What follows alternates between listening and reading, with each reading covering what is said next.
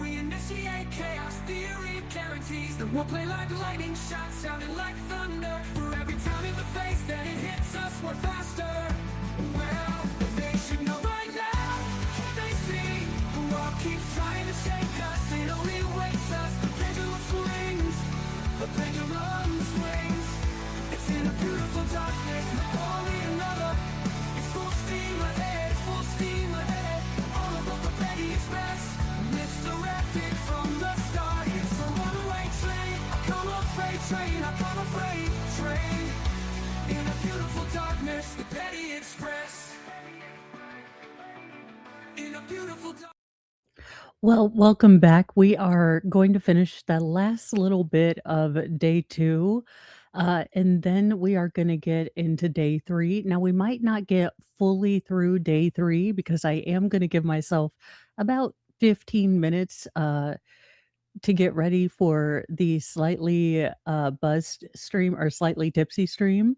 So I will be on. I do have a jacket picked out, so I am super excited. All right, so let's get into the last little bit of day 2. And we have it boosted. All right.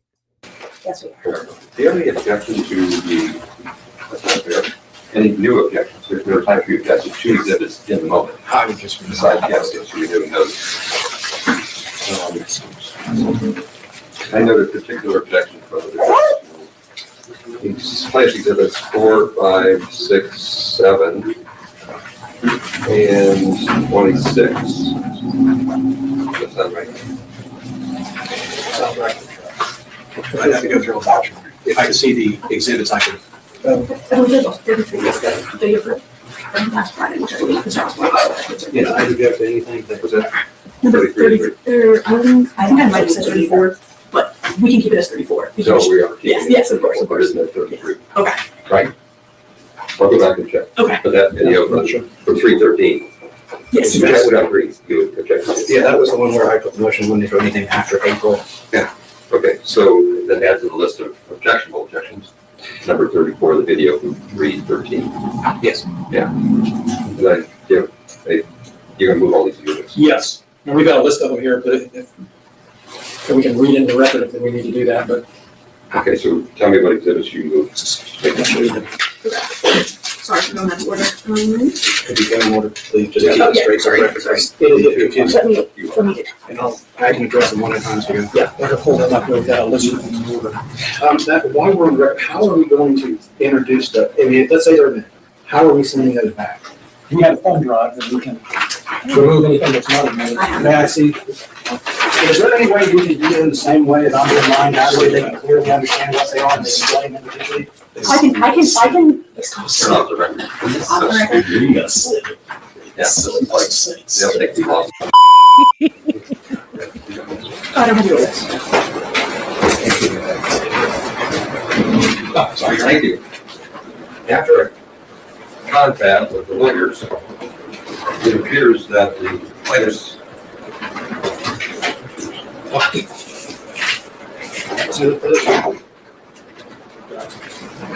are going to move the following exhibits. Number 1, 2, 3, 4, 5, 6, 7, 8, 9, 10, 14, 15, 16, 17, 18, 19, 20, 21, 22, 23, 24, 25, 26, 27, 28, 29, 30, 31, 34. Any other exhibits not mentioned are not moved. Mr. Osborne appropriately raised objections in the moment, and then the court overruled. So he's renewing those same objections now, right? That is correct, Your Honor. We'd renew all of our objections during trial. So can I list your plans to this correctly? Yes, sir. Yes. And I have your objections handled appropriately, right? Thank you. So the exhibits as moved will be admitted. With regard to schedule, the jury's did a fine job of being very efficient today. So tomorrow at 8:15, we'll start with the defense case. Your Honor, I have to move for a directed verdict at this time. I'll do that. But anyway, so we might get before I forget. So we're going to now go to the defense case tomorrow, starting So like witnesses are coming from the defense side earlier than noon, it'll be the beginning of the day. It might be that this trial schedule moves along, the deliberations, closing arguments, everything will happen on Thursday instead of Friday. That's in flux.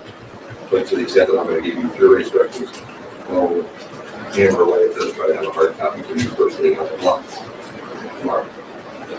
Then we can have a chart conference or whatever it is, because you narrow that down. The suggestions you provided previously, proposed instructions were helpful. In many cases, of that. Okay, so that gets me where I need to go. You still want to make a motion? Any clarification about things I talked about? No, good. Nothing. Okay, now go. Yes, Your Honor, I need to move for a directed verdict in this case. That's the plaintiff. I will take each plaintiff one at a time. So in regard to Michael Estep, Mr. Estep has cited two things into the record. One, he was called King Kong Bundy, which in and of itself would not be defamation per se. It would be considered as defamation quid pro. And therefore, that would be an issue because if you have quid pro, you must claim actual concrete economic damages in that case, and he has not done that. So that is defamation claim should be dismissed for that. He could not testify as to how being called King Kong Bundy will put him in a false light, so therefore we would say he would fail on that. The other claim he has about being a thief refers to a general post that refers to the Adams County Sheriff's Department not singling any one person out. And therefore we would say that in a defamation claim it must be specific, so a reasonable person would understand. We would say that with that, and there is some case law on that, hence why I was going to argue this yesterday with case, or tomorrow with case law, but there is case law on it that shows that you cannot claim defamation as a public official through the office. And so therefore we would move for a dismissal of both his claims in this matter. Okay, other motions? I'm taking each one at a time. Okay, who's next? The next person would be Sean Cooley. Defendant Cooley has claimed that he is not upset or that no person would take it seriously him being called Officer Pound Cake, and that he is solely seeking damages for a general post of being called a liar about the Adams County Sheriff's Department. And so therefore, being that you cannot claim through an agency, we would ask for a dismissal on that. As he is not asking for anything specific to him, we do believe the false light claim fails because no reasonable person can say, yes, I'm going to look at the Adams County Sheriff's Department with 50 members on it and say, yes, this is the one person for that. You would impute it to all 50. If he was singled out, we would say there's a claim. Further, if he should raise that he is offended by being called Officer Pound Cake, we've shown the basis of that is art. It is a song. It is not defamatory. No one would have took it seriously. So at best, it could be defamation per quid, which he did not claim concrete economic damages, and even in that argument, he would fail. Go on. We have plaintiff Randolph Walters Jr. He has claimed that he is not seeking damages for being called, what was that? The son of a bitch, Gomer Pyle, or Needle Bailey. He is solely seeking through the general assertions on the department of being liars and thieves. He has not been singled out for that. So as such, we would ask it to be dismissed too for that reason. Further, should they consider that's defamation, given the remoteness of it, it'd be definition per quid, especially if you're going off of a son of a bitch and Gomer Pyle and Needle Bailey. Those things would be defamation per quid, which you would have to prove economic damages. None have been listed, so therefore it would be dismissed as a matter of law. Now, the other thing, which is Fox's wife, the reality is that is an opinion at best and cannot be taken seriously. No reasonable person would take that seriously, not in this community. And so therefore that would fail. And we'd ask that to be dismissed because I've never seen a defamation case on the internet about that. Going to the next one, which is Justin Cooley. Justin Cooley, defendant claims he was called receding hairline and dipshit. Neither one of those would be defamation at best. It would be defamation per quid. He has not claimed any solid economic damages. So therefore they would fail as an operational law. Further, you can't, dipshit receding hairline would not paint him in a false light. So that would fail as a matter of law. And it seems like the only thing he is claiming is also through the general assertion that the police department has been defamed by being called liars and thieves. And as such, his should be dismissed for that reason. That brings us to Sean Grooms. Sean Grooms was called the hunchback of Adams County, basically Quasimodo. That is not derogatory. Quasimodo is a Disney hero. And so if it is defamatory, I don't know how, but if it is, then it would be for quid. He would have to show solid economic damages. He has not done it. He has not articulated how being called Quasimodo the hunchback would render him in a false light. So his claims are solely on the idea, or at least it seemed to be from his testimony, from a general thing calling all the officers liars and thieves directed at the Adams County Police Department. That would bring us to Ms. Phillips. sorry, let me say Ms. Phillips. That would bring us to Brian Newland. Brian Newland's, both his claims fail as an operational law because he testified that, yes, Mr. Foreman's statement of him being a pedophile is Mr. Foreman's opinion. And then he also testified that it would be the opinion, or the other thing he was called, which is... Me either. I forget what it was. But he did testify under oath that he believed those were opinions. Opinions are not facts and therefore do not meet the definition of defamation and therefore would be dismissed. Further, I'll leave that for Mr. Newland. That brings us to Ms. Phillips, our final one. Ms. Phillips was called Mona Lisa, was called Mona Lisa. Mona Lisa, as she seemed to indicate, was not a derogatory term, and so therefore, at best, would be defamation per quote, which she would have to prove actual economic damages, which she has not. Look at Mona Lisa the same way. It is not a crime to be homosexual in this country. It is not a crime to cross-dress. It is not a crime to have oral sex with the opposite sex. As it is not a crime, it does not shock the senses like pedophile would, and so therefore it would not be defamation per se. It would be defamation per quid, and she would have to show actual economic damages, which she has not. It would fail as an operational law there. As the false light goes,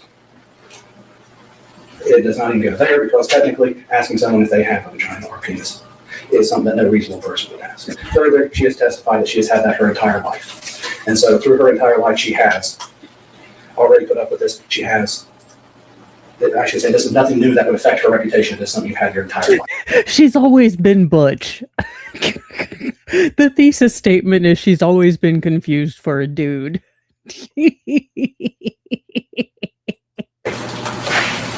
And so we would say both her claims fail as an operational law. Anything else?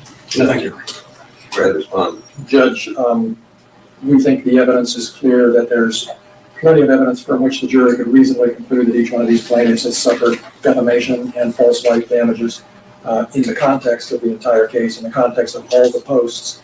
It's clear that, and I think the jury could reasonably conclude that each one of these plaintiffs were singled out as thieves, and we are going to do some research on group defamation, which we haven't submitted a proposal of an instruction for yet, but we're going to look and see tonight what that. You brought this case. Shouldn't you know if there's a statute for group defamation? You know, chucklehead. I mean, isn't that like, wouldn't that be part of strategery, just basic? Like, if all of your clients are pretty much stupid, then they might collectively all have a semi-feasible case. What that involves, but even aside from group defamation, each of these individuals on the theft testified that they suffered harm from being called a thief. They all have images posted on one of Mr. Horn's posts someplace along the line, so they've all been associated with this theft allegation. Of course, with respect to the others, Mr. Randy Walters, I mean, it's up to the jury to decide whether saying what was said about his wife and the effect that it had on him is reasonable and caused him pain and was opinion or stated fact. With respect to Newland, it doesn't really matter. I mean, it might matter to the jury that Ryan Newland said, yeah, I think that's an opinion, but it's up to the jury to decide whether that was really to the average person or to them, if that was just an opinion or if it was stated as a fact. There's plenty of evidence from which they could conclude that that was stated as a fact. The same, of course, with Lisa Phillips. All of the things that were said about her, it's up to the jury to decide how outrageous those were and whether they were just opinions or exaggerations or whether they were actually lies. That's why we have juries. I think the evidence is sufficient for all of these plaintiffs at this point for the jury to take everything into account and decide that each one of them has a claim for defamation per se and has suffered. You hope, because that's the only way you get paid. But, sir, you are going to go home just as broke as you were the day before. Damages as a result. Your Honor, Mr. Klingler, while generalizing law, has missed one point. The court decides what is defamation per se and what is defamation per quid, not the jury. And that standard is clear. He has to prove those standards. Now, they can go forward. I have included both in my jury instructions because he has to prove that calling someone a son of a bitch shocks the senses. Calling someone a pedophile, the reason why that is defamation per se is because it would shock the senses, because it's a crime. Hence the reason why I asked the question about homosexuality. Calling a person a homosexual right now is not a crime. In the 1940s, different story, but this is 2026. So there has to be a determination of exactly which statement is defamation per se, defamation per quote, and they have to meet the burden for that. And that is the court's decision to make, not the jury. The jury does not decide what is defamation per se. If not, why would we be making jury instructions to that effect? And also, group defamation was never raised in the complaint. So therefore, we would object to anything that talks about a group defamation because, in general, if the group is the Adams County Sheriff's Department, they're not here. If the group is everybody took the raid, well, we all agreed there was 10 people and 7 are plaintiffs. Where's the other 3? Judge Roy Galbraith's not here, and they've introduced one of his posts.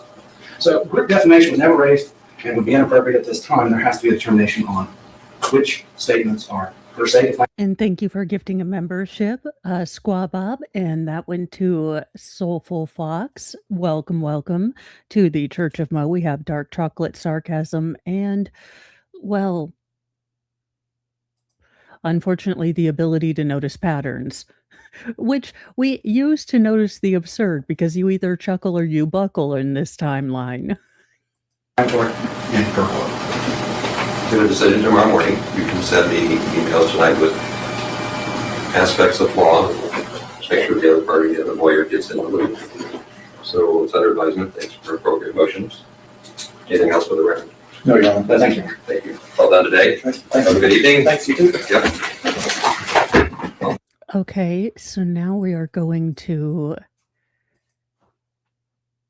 Oh, 1 second. Where in the world is...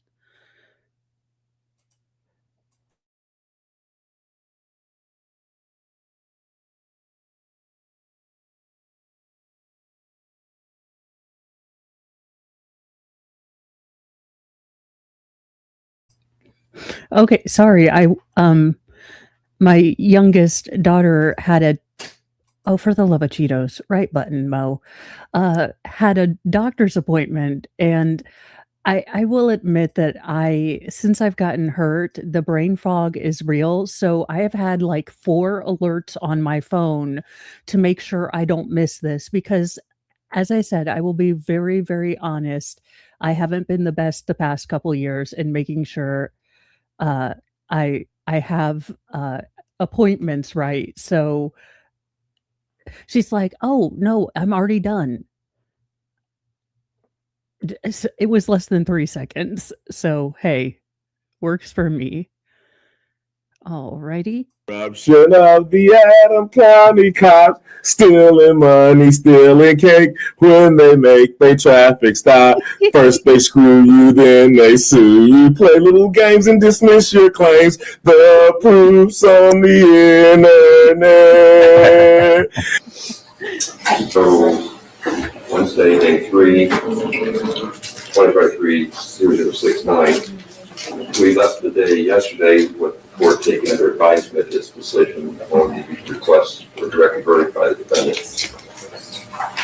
The court makes findings and conclusions orally, not so articulately, as follows. First of all, with regard to the defamation in this case, it's clearly defamation per se, not per quant. So because it's defamation per se, that's based upon clear statements of allegations of criminal conduct and clear statements of serious sexual misconduct, where the case is clearly indicated per se. You don't need other evidence to interpret the context of the statement. So because of that, there's no need for special damages. And for those reasons, that part of the defendant's motion for direct verdict would be denied. With regard to arguments to the jury about opinion versus fact statement, that's a question of law for the court, not the jury. So in that respect, I'm supposed to look at the specific language, whether the statement's verifiable or not, the context of the statement, and then the context into which the statement is made. The allegations of theft are verifiable statements because you can determine by conviction or not whether that's been prosecuted or not. So that's a verifiable statement. Gender identity, gender organs are identifiable, verifiable facts. Whether someone has a pedophilia is a verifiable fact. Or the same context as a repeat, you call somebody a thief. any kind of evidence of conviction, pedophilia, it's a diagnosable condition. With regard to sex change allegations, again, that's a verifiable fact, because it would be corresponding medical record. Statements with regard to substance use disorder, addiction, are verifiable statements because they're diagnosable. And then sex partners, be another one of those identifiable, verifiable statements or not. For all those reasons, the court finds that these are not statements of opinion, but they're statements of fact. This doesn't mean the court makes a ruling as whether they're false or not, but that it's not opinion statements because they're verifiable. And in the context in which they're made, in the context in which they're broadcast, the court finds that they're not statements of opinion, they're statements of fact. With regard to the issue of publication I raised yesterday, I think it was a correct verdict motion, that it does not appear that there's any dispute about the publication of statements by Mr. Foreman. You made that clear yesterday on cross when you called him. He agreed with that. Other witnesses talked about the use of different social media platforms. Squid, it is off topic, but I found my Orthoteb shoes. I kept them by my chair because I know my ADHD ass would not remember them. But basically, this is what I'm talking about. So these shoes are what I use because I get very short in my calves. So they're called Orthoteb. I don't know if they're still in business. I've had these for several years, but they're a great core and stability work. It makes me really mindful of my steps and engaging my core, but also if you have an anterior if you have a posterior pelvic tilt, so you tend to be sway back, it does help you with kind of understanding how your body feels with an anterior pelvic tilt. Did your house land as a witch and you were given these? No, I actually bought these because they are a good work if you have stability issues or mobility issues. Because of this, you can get a really good stretch on both your heel and your calf. So I like them. I'm not as fast in them as I used to be, but I used to be able to almost run in these. So, and they do have clogs as well, but yes, the weird things I have in my room. Pushed out under Mr. Foreman's name. So the court's going to tell the jury that publication has been proven, is not disputed. That's not an issue. So the court will direct the verdict that publication occurred. It has nothing to do with the defense of truthfulness or falsity, but the evidence is uncontroverted that element of the case has been established. So I'll direct the verdict that publication by the defendant occurred. Yeah. It's not persuasion, but it's nonetheless an element for the plaintiff to prove. And something that I obviously would object to. Oh, 100%, like you should. But I gotta go with what the evidence says. So like when the evidence. Okay, how in the hell did Larry David get there? I mean, I'm glad that he's got something to do with his life after Curb Your Enthusiasm. Also, did the rest of the cast of Shameless decide to show up today for some reason? Is uncontroverted. I don't submit that issue to the jury and tell them it's been resolved. You have no duty to do that when the court directs the verdict on a particular element. I don't know how that affects your case, but it hasn't been a key central part of your defense. Mr. Klingler indicated that the plaintiffs will have no claim for economic loss, so I won't be providing any instructions with regard to economics. It doesn't limit your Digital Drive. I have barely understood, and I have been on Twitter for about a year. I didn't realize you're supposed to follow people back. So having computers as my jam or my collection would never happen. Sailor Moon stuff, crafting things I don't need. In fact, the only person outside of anyone Amish or Mennonite to have a treadle sewing machine, yes. But current theory about non-economic loss, I'm not going to give instructions in the question or follow the evidence. So that's what I have for you at the moment. We're not at the end of the case. You don't know about the false light claims. That answers defamation, but not false light. They have two claims for each person in court. Fair enough. Let me assemble those notes. But some of this overlaps, some of it doesn't. And so I'll not give you the answer at the moment, but I will finish break. Like I started writing the notes about the time you sent me the email last night at 8:30, which I greatly appreciate. So I'll put that on the record shortly. Am I to assume that those have been denied also and we're moving forward on both? Yes. Yeah, but to articulate the record, I always like to at least have my bullet points as opposed to my way of getting an organized brain. Okay. Anything else you want? I will fully noted my objection and everything for appeal on this, and I'll re-raise the issue at the correct time. Thank you, and you should. Anything else? Nothing else, Judge. Okay, go ahead and go off the record. We got 9 each, 10 people. 10 minutes. So while you're waiting, we were working in the office. So thanks for being on time. I watched you come in. Appropriate time, so thank you for that. Running the schedule, the plaintiff rested their direct case. So the evidence called by the plaintiff is in the record. We're not done. I'm just telling you now, in the tennis game analogy, the defense is going to call witnesses, so it's their turn to serve the ball. You don't have to care about this order so much, except maybe to understand who's proposing the witnesses. So Mr. Osborne is going to name witnesses. He's going to ask questions first. Mr. Klinger will cross-examine or ask questions second. The instruction to you is it doesn't matter who calls the witnesses. You use the testimony that comes from either side any way you want to.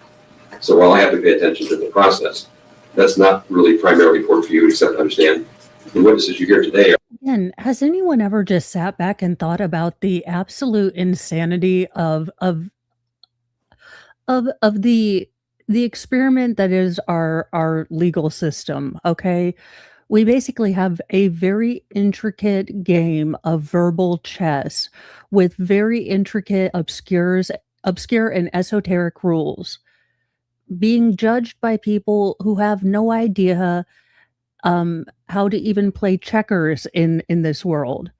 So it is so astounding to me that this is what we decided was the kind of equalizer, that we would have the judge who knows all these rules kind of be the gatekeeper, and then we would have a bunch of people who have no idea where the rules even lie do the judging. I mean, was peyote involved? Ask it, laudanum? Are being proposed by, called by Mr. Porter. That's probably enough of an explanation. So Mr. Osborne, you're ready to go, right? Yes, Your Honor. Mr. Klinger's ready? Yes, Your Honor. Okay, go ahead. Who's first up today, Mr. Osborne? Your Honor, we would call to the stand one Rhonda Grooms.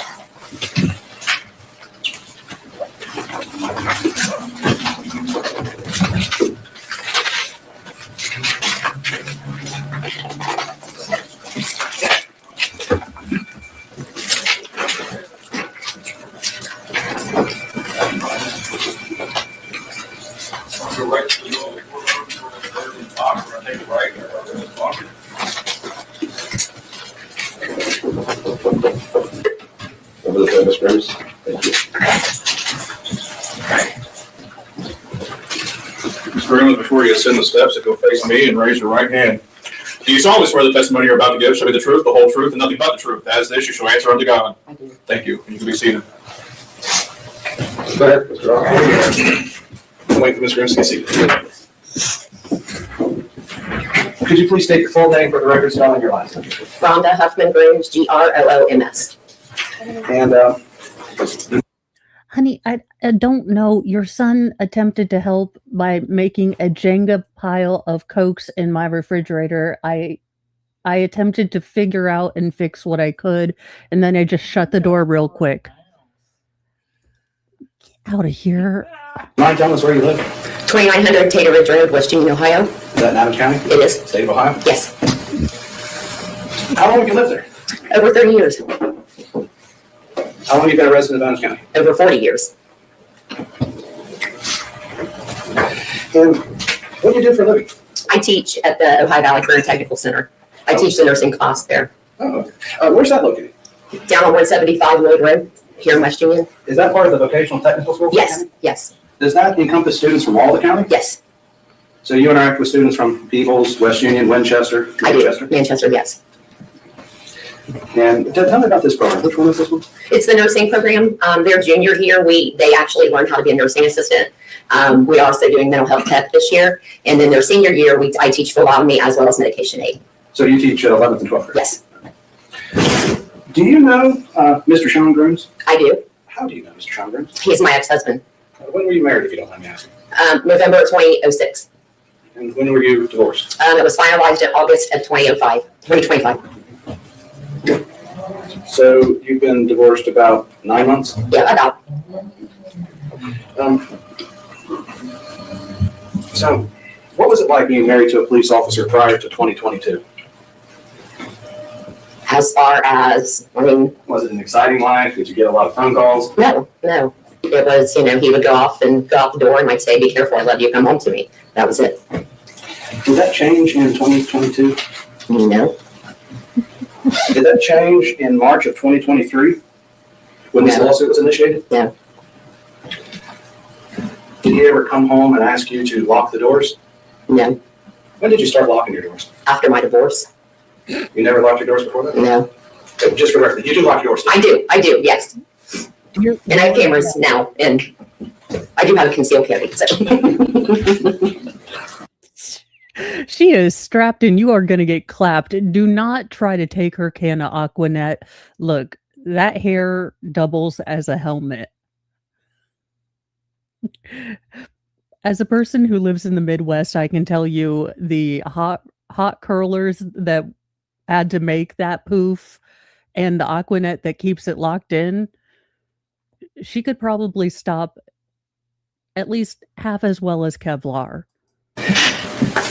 So prior to the finalization of your divorce a year ago, you didn't even lock your doors? No. You didn't feel unsafe in your home? No. Did Mr. Grooms, sorry, strike that. If I refer to Sean, would you understand that I'm referring to your ex-husband, Sean Grooms? Yes. You're not going to confuse him with Sean Cooley? No. Did you have a chance to attend a Halloween party in 2022? I did, October of 2022. And that would have been after the raid on Mr. Foreman's house? Yes. After the release of the song Lemon Pound Cake? Yes. Thinking back to that event, what is the one thing that sticks out in your mind? Someone had actually brought a lemon pound cake to the party, and everybody laughed about it. And Legend. Oh my gosh. You mean these whiny crybabies who have been nothing but bitching and sniveling on stand laughed about it? They're faking it for money? Perish the thought. then it got thrown into the fire. So, let me ask this question. When you say everybody laughed about it, obviously you were there, so you probably laughed. Yeah. Who else was there? Sean Cooley, of course, because he was the host of the party. Sean Grooms, Lisa Phillips, Mike Estep. That was the circle that I remember sitting in.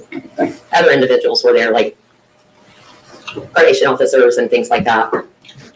The people that worked with your husband, Yes. ex-husband? Yes. I know, that's At any time did Mr. Grooms, sorry, strike that. At any time did Sean tell Lisa, swear to God, you bitch about people calling you a lesbian and then you show up the next day in some flannel. Did you drive a Subaru as well? Again, if you come in Birkenstocks, a Subaru flannel, and then you have your voice, you can't blame anyone for putting two and two together and getting four and Lilith Fair. I'm sorry, but you had all the choices in the world and you picked plaid. you that he was receiving death threats? No. At any time did he tell you that you needed to take extra steps to protect yourself? No. At any time did he tell you that Mr. Foreman's fans were trying to kill him and maybe you? No. Did he ever sit down and tell you, hey, people are calling me thieves and I need to explain to you why people might say that to me? No. Hell hath no fury like a woman scorned. You know, she dressed up. She extra teased her hair. She listened to Reba, Does He Love You? You know, oh hell. She had some Tammy Wynette on. We're just lucky that she didn't put dynamite in his car, depending on what country music she was listening to. So God bless, but she did just go boop, boop, boop, beep, and then forward, and then beep, beep, beep. She's like, ex-husband who, Felicia? Tawanda.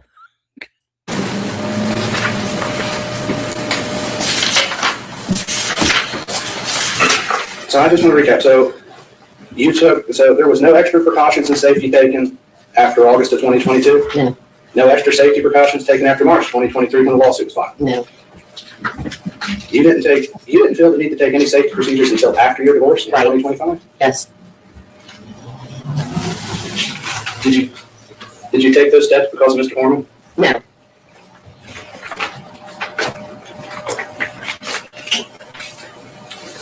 Did Sean ever comment to you his feelings on being called Quasimodo? no, Is Quasimodo a Disney character? yes, Would you be aware of that because you teach? Dear Lord, no, it's not a Disney character. It's actually a classical fiction character. He didn't originate with, well, I blame the federal Department of Education and red dye number 40. I don't know. The IQ has dipped. Kids? yes, Do you often let your kids at school play music? on occasion, Do they play some of Mr. Foreman's music from time to time? they do. You've worked with kids for how long? 30 years, Got into the mind of kids pretty well. yes, When they would play Mr. Foreman's song Lemon Pound Cake, did they take that as a literal fact from your observations? no, Were they laughing and joking about it? oh yeah, absolutely.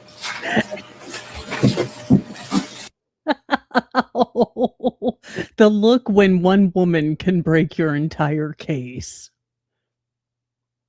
Sir, if you ask Mr. Afroman nicely, he might be able to give you something that will relax you after as you lick your wounds. Are you familiar with the song WAP? I think I've heard it. Not sorry. Wait a minute. No. Please don't. Please, dear God. This is the horrifying thing of like asking my grandmother about prawn. We don't need this. Dear God, please don't ask her about WAP. What is happening here? I haven't even started my fun soda. Like, seriously, what is happening here? I don't feel like I'm mature enough. I feel like I need an adult for this. Oh. I'm going to give you the complete song and then summarize it because I don't want to say it once.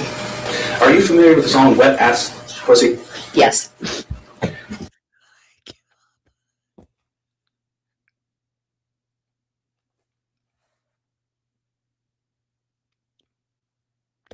Dear God. Yep, listen to it all the time. Big fan of Megan Thee Stallion. Is that a rap song? it is. Has your students played it in class? Once, and I asked them to please turn it off. When they were listening to it, did they think that was fact? No, So they didn't think that that was... Wait a minute.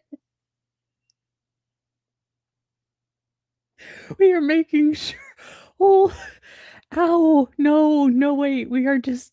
So no one literally thinks. I mean, to be honest, after the music video, if I happen to come, and need to sit in a chair after Cardi B, I might take a Lysol wipe. I'm just saying. depicting anything in real life? no, So you didn't have to teach them that wasn't real? right, no, I did not. You've heard the song, correct? Mm-hmm. Do you Yes, believe it's a literal interpretation? no, Would you agree it's derogatory towards women? no, Even though it says nasty things about them? yeah, no, I mean, it's the artist's opinion, I guess. That's the way I feel. Maybe not any you like, but Yeah,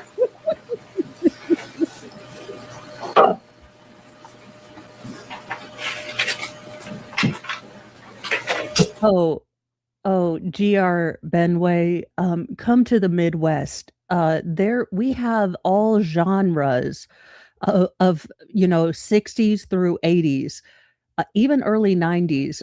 There are mullets galore in the Midwest.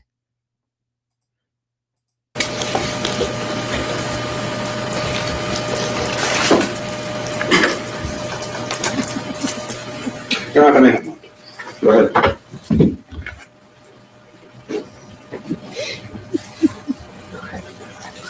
I think that's too funny.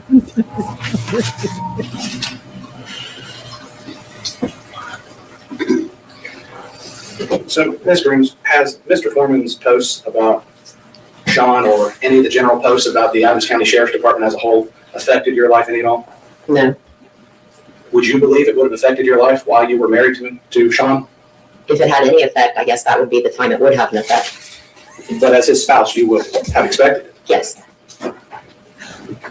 And I don't want you to go into too many details, but is it fair to say that Mr. Foreman, the posts about the police department, everything had not a damn thing to do with your relationship between you and Sean and when it came to an end? No, it did not. So the posts never affected your life, never affected your marriage? No. Okay. So any statement to the contrary would be false? Yes. Thank you very much. No further questions at this time. Thank you. Okay. Sorry for this. Morning, Ms. Rhodes. Good morning. I'm sorry you have to be here. I am too. Thanks for coming. Where to start? You never sought a protective order against your ex-husband, did you? Yes, I did when we divorced. The divorce, yes. Oh. Well, it's like, sir, are you related in any way to Kathy Nestor? I was always under the impression that, lawyers didn't ask questions to which they didn't know the answer, so they didn't look like enormous jackasses in front of, the judge. Remove head from sphincter, then lawyer. A restraining order. You got a restraining order? Yes, I did. Were you aware of the posts that were coming out after 2022 about the sheriff's deputies and calling them thieves and that sort of thing? Did you ever see any or hear any of the songs? Some of my students referred to it and they would say, I saw your husband in the video. And I would say, yeah, that was him, and turn around and walk away. I didn't elaborate on any of that, no. And they didn't either. Why didn't you elaborate on it? Because I didn't think it was the student's business. Okay, so they had seen your husband in the videos? Yes. And did you tell your husband about that? About, That your kids had mentioned it? no, it was just a mention and that was it. Okay. Did you saw the posts yourselves or videos yourself, or did you just hear about it from kids? I saw part of it and then I heard about it. Okay. And did anyone else in the community ever say anything to you about these videos or posts? No. Just your kids? Just my students in the school. Students, okay.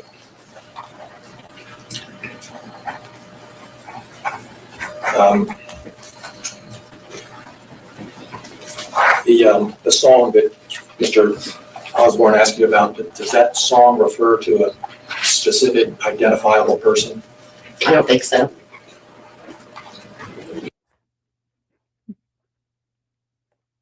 So WAP is universally discriminatory towards women, but not individualistically discriminatory towards a single named woman. Therefore, what? Those are all my questions. Thank you, ma'am. You're right.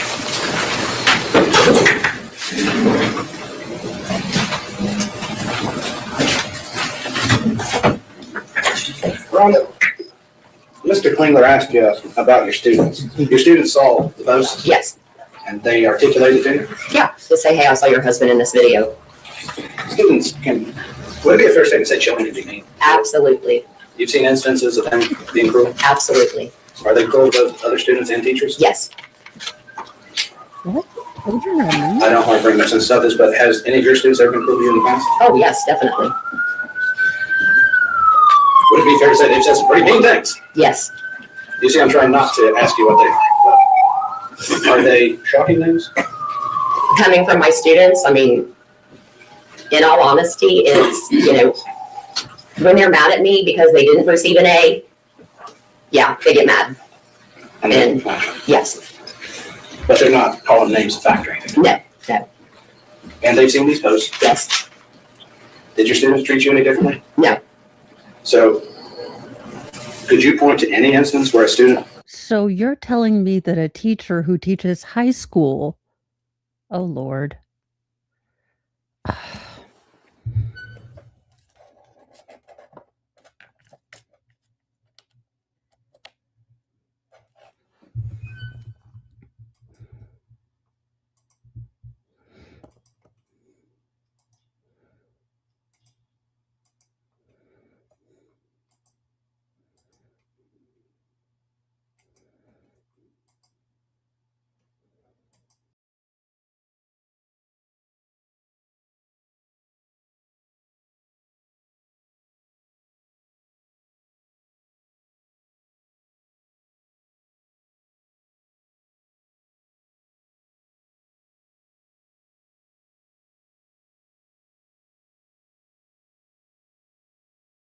I freaking hate uh StreamYard. I don't know if it's StreamYard or I need a new camera, which please, dear Lord, no, because I want to buy more crafty stuff instead of, functional uh stuff. So I will be checking to see if it's StreamYard or my webcam. I'm hoping it's not the webcam, but in the grand scheme of things, it's not hugely crazy expensive. But still, something, let's hope it's just StreamYard being a butt monkey. Treated you differently due to the post? No.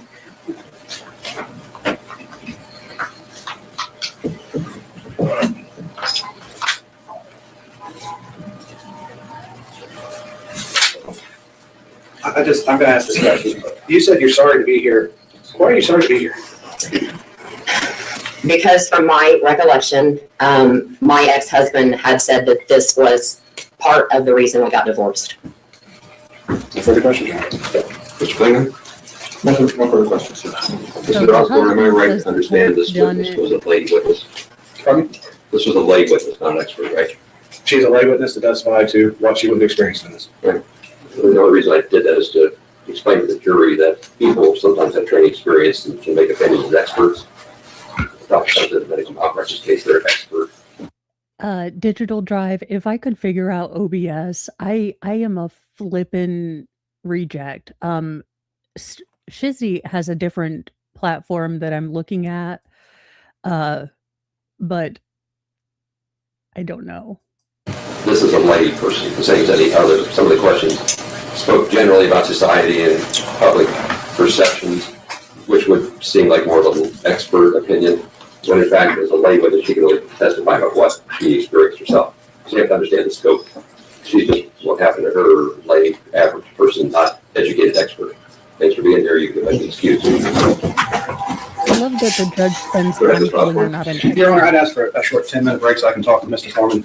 Based upon the ruling in the Rule 50, I want to judge some of my witnesses, make some corrections to that, as I had anticipated a different verdict due to the evidence, or different ruling due to the evidence, so I'm going to need to shift for that. I'd like 10 minutes to consult with my clients to strategize on that. Comments, Mr. Klinger? No, I have no objection to that, Judge. If you're doing well managing your time, I think that's a good idea. But like, I don't know how I am, but getting the jury on schedule. Your Honor, that's why I want to strategize, see how we can hopefully. Yeah, no, I appreciate what you're saying. Take a break, go back to the jury room, stay there if you would please. Short break would be helpful.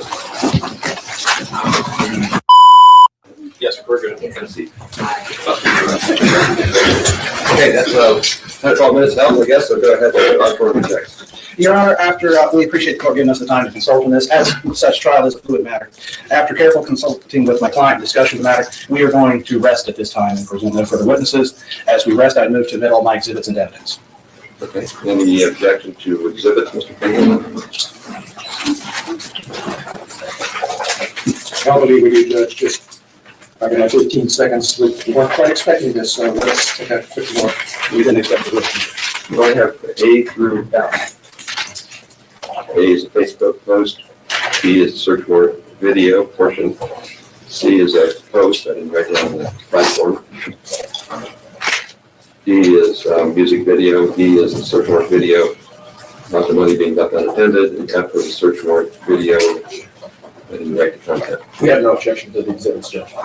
So there'll be exhibits without objection. Rebuttal, please. No rebuttal, Judge, no further witnesses. Okay, thank you. So, ladies and gentlemen, we're moving forward to the point where you get the case handed to you. What comes next is closing arguments and instructions of law. So, closing arguments are meant to be the opportunity for the lawyers to tell you what they think the evidence means. If you want to take notes, do so, but like draw a line on your paper and say argument. In fact, I don't know how you keep those without having to keep them organized. So I can realize who's talking. You've seen me do it a couple times. Lawyers aren't evidence. The witnesses are. It's the same thing here. I don't think you would get confused or misunderstood. The plaintiff goes first because the burden of proof is on the plaintiff. The plaintiff also, because of that burden of proof, gets a privilege. So they get not only the first word, but they get the last word. So Mr. Klinger would start, Mr. Osborne would go second, And then Mr. Klingler would get the last word, not because of favoritism or anything else, but because of the burden of proof. Then at that particular point in time, we'll give you jury instructions. And I'm going to take a break after their arguments because I need to make a few copies for the lawyers to read while I read. We give the instructions to you in writing, but I always like it when they can read over my shoulder, because sometimes I can put two words in different order and change the meaning. So that we have like three people reading to make sure it comes out to you right. So we'll hear their closing arguments, take a short break, and get the instructions, and then we'll turn to loose. Go ahead, Mr. Klingler. Your Honor, if I may, procedurally, I'd like to renew my motion for the record. Thank you. Very appropriate. With regard to the false light claims, the court overrules the motion. Outside the rest of the jury, I can give you a little bit more of the why. But when I give deference to the evidence, in strict favor, especially with regard to highly offensive and reasonable juror, reasonable public perception, like those clearly become fact issues to weigh, which I shouldn't do. So as a matter of law, I couldn't dismiss the claims. There's at least enough evidence to make construe the plaintiff's evidence in their favor to get past the Rule 50 motion. And you are on the spot on to remind me to do that. Your Honor, there's also another matter we need to clean up. We probably should do at the sidebar before we go into oral arguments. Ooh, Okay. I like that. Clean things up.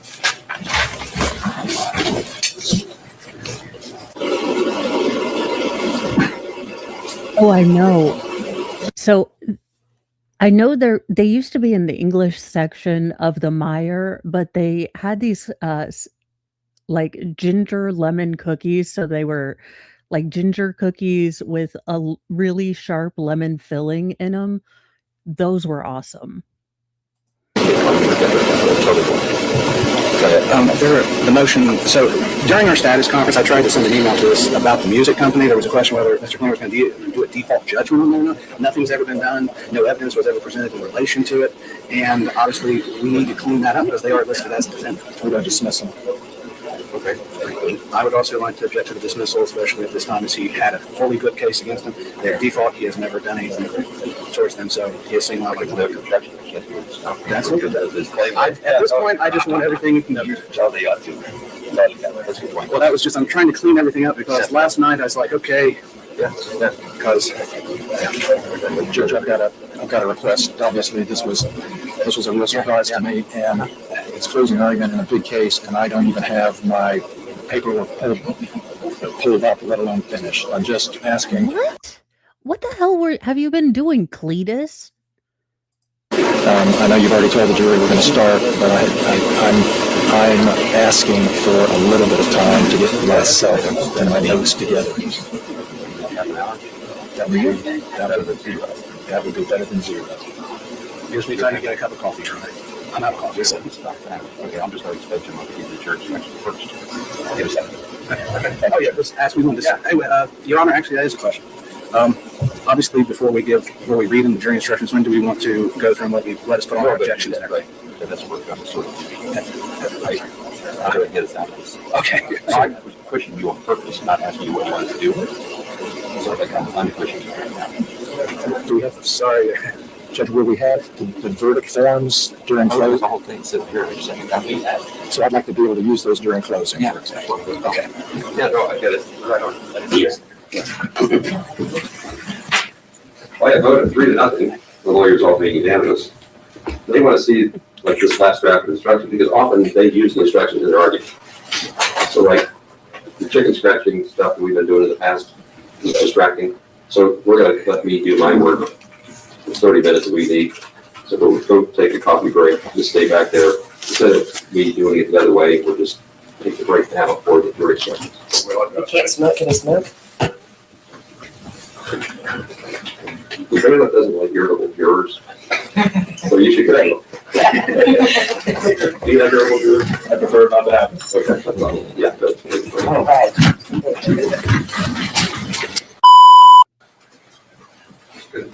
So the court just provided 15, 20 minutes ago the proposed jury instructions to counsel and then spent 10 minutes off the record going through and explaining the instructions. The attorneys would probably like more time to analyze and make specific objections, but that's not been possible given the flow of the trial. So I will say that I appreciate their giving me proposed jury instructions. and the court set relatively well models their proposals. In those places where there are differences, so the parties would object, right, Mr. Clayton? Correct. Right? That is correct. Yeah, I'm not trying to hold those too much, but to keep the flow of the trial going, I'm going to need to do that. I don't think that there's something here that's too far afield. In one respect, the court did incorporate prior judicial findings. For instance, I'm not submitting to the jury whether the 5 plaintiffs are private figures or public figures because Judge McBride decided that. So in the instructions, I've taken prior decisions of law where necessary and put them in. And you didn't deal with that. But sometimes I have to tell the jury how we got to where we are. And that becomes instructional law. The law of the case goes into the instructions. So I don't explain it to them. I'm just saying to the record, I took prior judicial law of the case findings and slotted it in where necessary, because that's what we always do. Sound right, Mr. Osborne? Your Honor, I have no objection. No objection, Judge. Okay, good. Yes. Off the record, you mind, sir?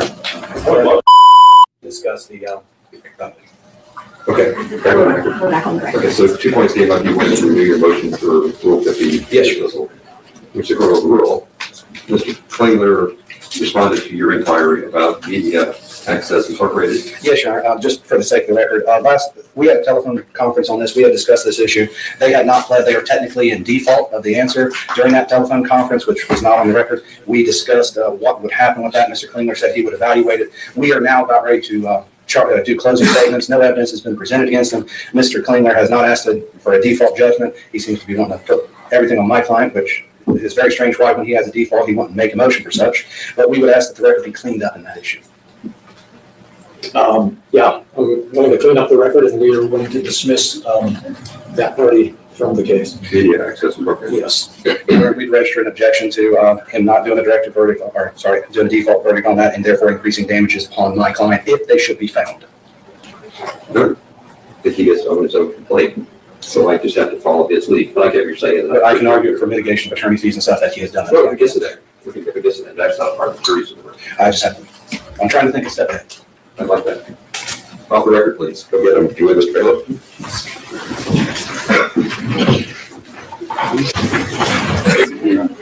So actually, it was about 45 minutes, so I didn't gauge my time very well, but thank you for your patience. We are moving ahead, as you know, so most people don't know about that, but I try to at least respect your time and tell you what we're doing. We made it through, like, the corrections to the jury instructions. We had to try to educate you all the way through. The jury instructions are the textbook at the end.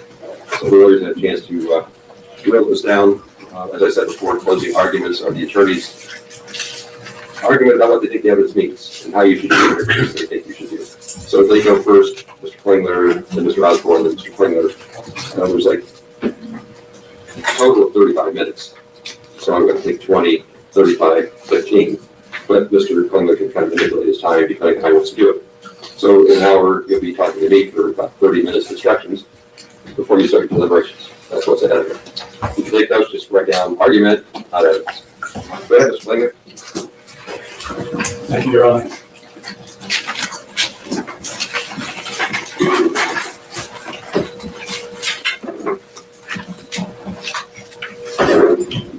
The objection is to go to 1.5. Morning, folks. When this trial started, I told you it was about intentional lies that were designed to hurt people. It's not about freedom of speech.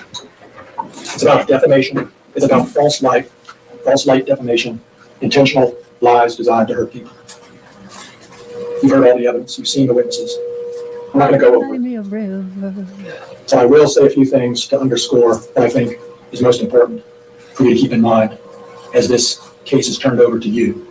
Good From Lord. me, from the plaintiffs. How do you still talk slow at 1.25? How do you still have a Shatner-like, cadence at 1.25? To you. Mr. Foreman perpetuated lies intentionally, repeatedly, over 3.5 years on the internet about these 7 brave deputy sheriffs who've lived in this county for years, risked their lives for this county for years, done their job been in the community for many, many years. Mr. Foreman did it intentionally. Mr. Foreman knew that what he posted on the internet were lies. He knew there was no theft. He knew there was no sex with Randy Walter's wife. And he certainly knew all of the stuff he's repeatedly posted about Lisa Phillips up until Friday and probably later were lies too. What are we going to do about that? Friday? What's changed about Lisa on Friday? I'm just kidding. Mr. Foreman told you from the witness stand, there's nothing we can do to stop him because he has freedom of speech to lie about people intentionally.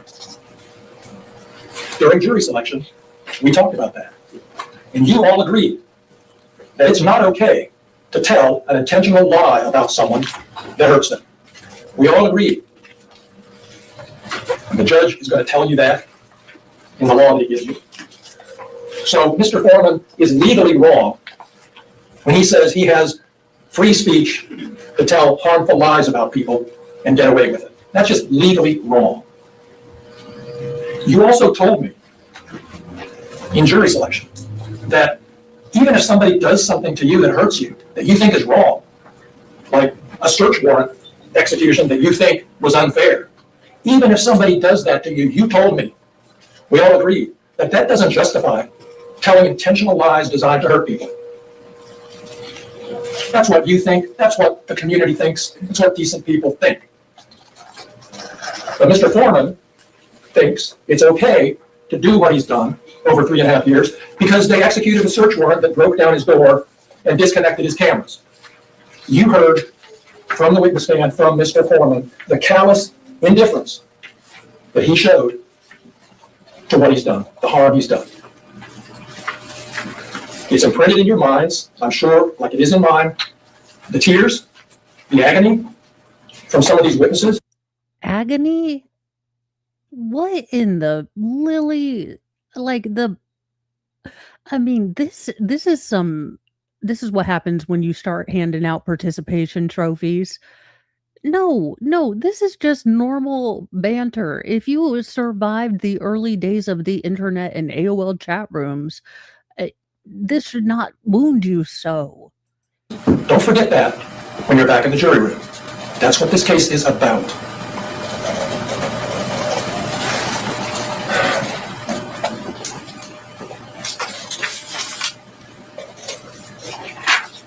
You are here because you agreed to be here. You showed up on the first day. Not everybody does. A lot of people don't respond to their summons. You did. I asked you, do you want to be on this jury? And you all said, yes, I agreed to be on this jury. You're all here now, in this place, in this courtroom, for a reason. And I believe there's a power higher than us that brought you here today to do this job, and that you are the chosen people to do it. Nobody else is going to do it. There's not going to be another trial. There's not going to be a second chance. This is the day to decide whether Mr. Foreman gets away with what he's done and whether these plaintiffs deserve something No. to make up for what they've been through, No. and whether the community is told that what he did is unacceptable. It's not okay. Won't you think of the Karens? We talked about different kinds of damages. There's not going to be economic damages in this case. There's no doctor bills. There's no damaged property. There's damage to reputation. There's pain and suffering. There's public humiliation. There's everything you saw and heard from these detectives from the witness stand. And the only thing you can do as a jury to decide this case is to render a verdict of money that somehow stands in, somehow represents the harm that these deputy sheriffs have been put through over 3.5 years. That's all you can do. Can I give you a penny? I feel like that would be more insulting. You can't issue an order that says stop. You can't issue an order that says, say you're sorry. All you can do is issue a verdict for an amount that fairly stands in, represents what they've been through, what they've lost. No one else is going to do it. The judge isn't going to do it. Court of Appeals isn't going to do it. It's your job. And you're the people meant to do it.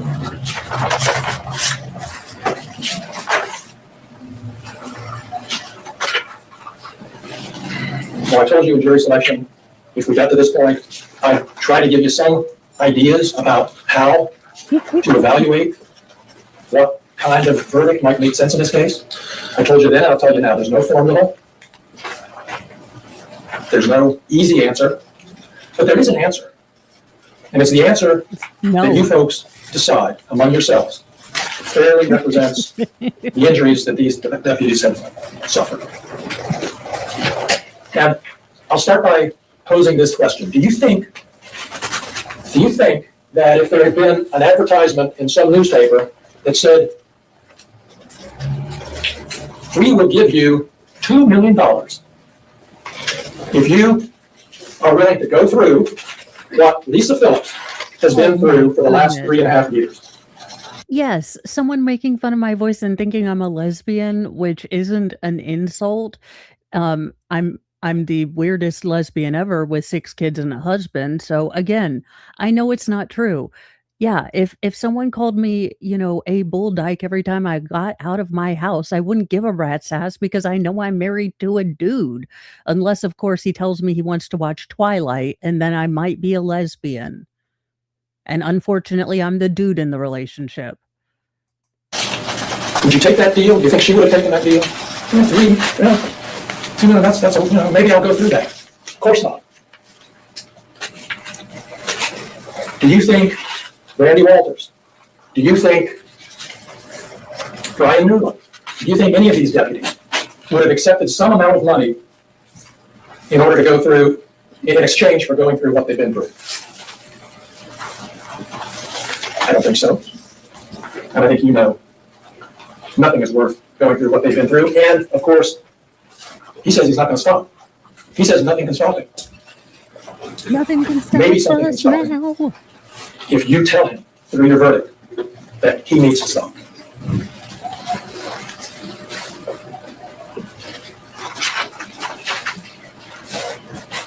I'm going to tell you what I believe is a fair verdict for these plaintiffs. And it's up to you, of course, again, to make the decision.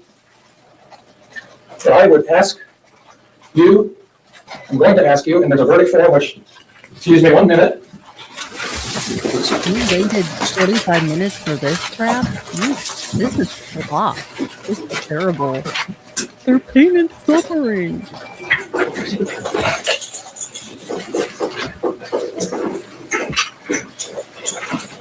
Hell, Officer Poundcake over there has cost the taxpayers $3,400 just in lifesavers alone.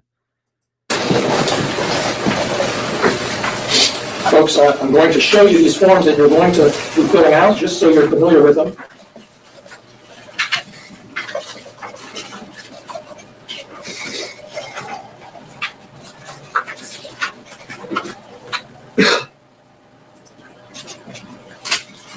This is just an example. You're going to have a different form for each of these plaintiffs. Okay, this one happens to be a verdict form for Lisa Phillips. And I believe the evidence is overwhelming that you'll find in favor of Lisa Phillips. This happens to be her false light claim. There's a separate claim for defamation, a separate form for defamation, and you'll see the jury instructions. Judge Hine has already talked some about that with you. So this is just an example of the verdict form that I'm going to ask you all to sign in favor of Lisa Phillips and all of the plaintiffs on their false light and their defamation You're claim. making my point, Now, Poundcake. Damn. there's another form called an interrogatory. And again, I'm just showing you Lisa Phillips' form. And it says, we, the jury, find damages for plaintiff as follows. And then it gives a little description of the kind of damages. And there's a line for your decision, and there's signature lines for each of you to sign. For Lisa Phillips. I'm not going to show you every form. For Lisa Phillips, folks, I'm asking you to put $1.5 million in that verdict form.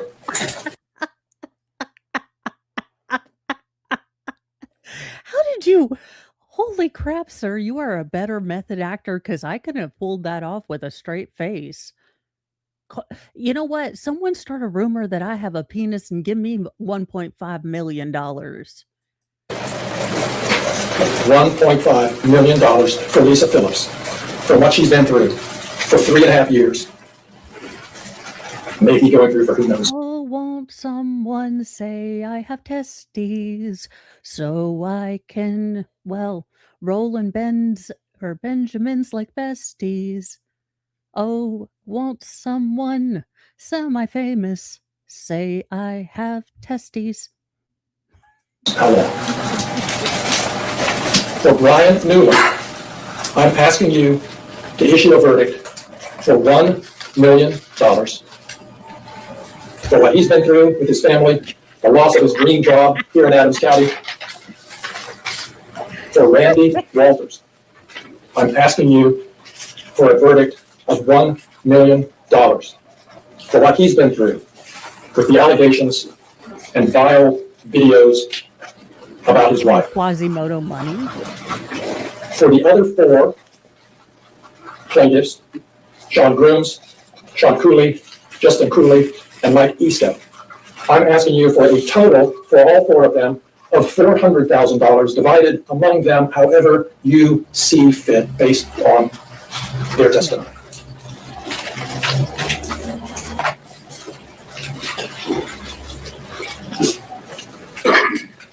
You, of course, can award less. You can issue a verdict for more. They will. That's what I'm asking you to say in your verdict form based on this testimony. Now, let me close my remarks by looking into the future here and looking at the future if there's a verdict for the plaintiffs and you award the plaintiffs a fair amount of money. What happens? The plaintiffs are vindicated. The court of public opinion out there, the press, which I know you haven't been looking at, they don't know the facts. You know the facts. And the verdict for the plaintiff will say they were wrong, he was wrong. A verdict for the plaintiffs will make up in some way for what they've been through. A verdict for the plaintiffs will say that we don't condone, we don't approve, you can't get away with what Mr. Foreman's done. Not in this community, not in this country. That's not freedom of speech where we live. That's what a verdict for the plaintiffs will say.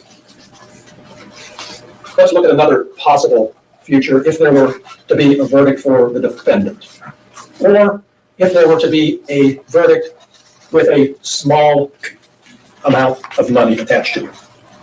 In that case, in that world, in that future, the world is told we don't have to imagine. Well, you guys, I do need to take a quick break to use the restroom and get a little bit of a fashion change before Nick's slightly buzzed stream or slightly tipsy stream. So we will finish this up tomorrow or probably more likely Sunday, just because I know probably after the stream midday, I will not want to do another stream, no matter how awesome and glorious it's going to be. So probably Sunday, we will finish this up. As we are doing my ramen wheel of regret. Why I come up with these ideas, I do not know. But I have it set up so you guys will go directly to lightly buzzed or slightly tipsy Friday. Yeah, one of them. The story just keeps getting better and better. So there you guys go. I will see you guys in just a little bit. Have a wonderful, wonderful day. I hope to see you over at Nick's because I am sure it is going to be hysterical. We are going to be talking about the Afroman trial. What else? So it is going to be awesome. I will see you guys there in just a little bit. Bye, you guys.